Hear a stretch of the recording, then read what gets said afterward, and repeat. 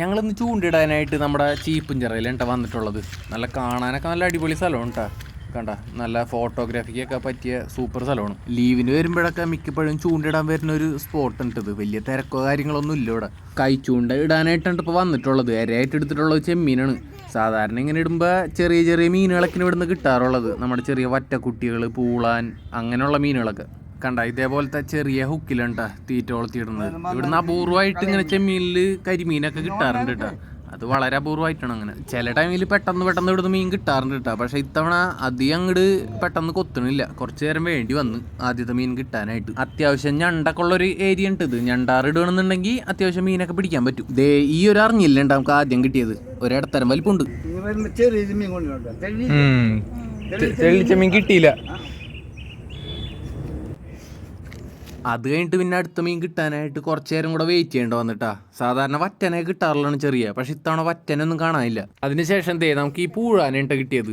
ഇവിടെ ഏറ്റവും കൂടുതൽ കിട്ടുന്ന ഒരു സാധനം ഉണ്ട് ഈ പൂഴാൻ. പെട്ടെന്ന് കിട്ടും ചെമ്മീൻ ഇട്ട് കഴിഞ്ഞാൽ. ഈ പൂഴാൻ നല്ല ടേസ്റ്റ് ഉള്ള ഒരു മീൻ കൂടെ ഉണ്ടാ. അത്യാവശ്യം വലിപ്പമൊക്കെ വെക്കൂട്ടാ. ഏകദേശം 1 കിലോ വരെയൊക്കെ വലിപ്പം വെക്കാറുണ്ട്. പക്ഷെ അതൊക്കെ വളരെ അപൂർവമായിട്ടാണ് കിട്ടാറുള്ളത്. ദേ ഇതുണ്ടാ പൂളാൻ. ഇതിനെ ചൂണ്ട പിടിക്കാനൊക്കെ നല്ല എളുപ്പമുണ്ടാ. ചെമ്മീൻ്റെ ജസ്റ്റ് സ്മെല്ല് കിട്ടിയാൽ മതി. ഇതൊന്ന് ചാടി പിടിച്ചോളൂ. ഞങ്ങൾ ഈ വന്നിട്ട് ഇപ്പം ഈ അറിഞ്ഞില്ലേയും പൂളാനെയും മാത്രം ഉണ്ടാ കിട്ടിക്കൊണ്ടിരിക്കുന്നത്. വേറെ ഒരു സാധനത്തിന് ഇതുവരെ കിട്ടിയിട്ടില്ല. ദേ കണ്ട ഈ കിട്ടിയതും അറിഞ്ഞില്ല കേട്ടാ. എടുക്കടി. ഞങ്ങളിപ്പോൾ ചൂണ്ടിടാൻ തുടങ്ങിയിട്ട് ഏകദേശം ഒരു അരമണിക്കൂറോളം ആയിട്ടുണ്ട് കേട്ടാ. കുറച്ചൊക്കെ മീനെ കിട്ടിയിട്ടുണ്ട് ഇതുവരെ. പിന്നെ ഈ അറിഞ്ഞിലും പൂളാനൊന്നും അത്ര മോശം മീനുകളൊന്നും അല്ല കേട്ടാ. ഇതിനൊക്കെ നല്ല ഡിമാൻഡാണ്. പിന്നെ ഇത് അത്യാവശ്യം കരിമീനൊക്കെ ഉള്ളൊരു സ്പോട്ട് ഉണ്ടാ. കരിമീനെ പിടിക്കാനാണെന്നുണ്ടെങ്കിൽ നമ്മൾ വല്ല മൈദ കൊണ്ടുവരേണ്ടി വരും.